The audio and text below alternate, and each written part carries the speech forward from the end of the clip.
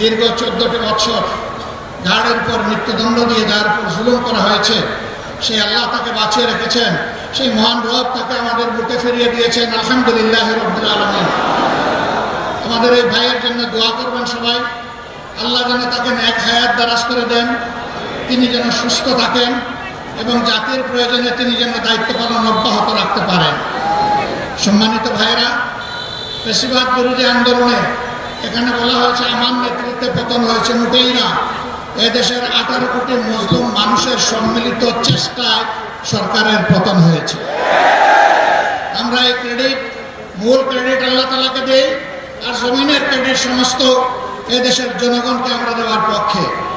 আমরা এক থাকবো, জাতির প্রয়োজনে এক পথে হাঁটবো এবং জাতির প্রয়োজনে সমস্ত ষড়যন্ত্র মোকাবেলা করে সামনে ইনশাআল্লাহ এগিয়ে যাব।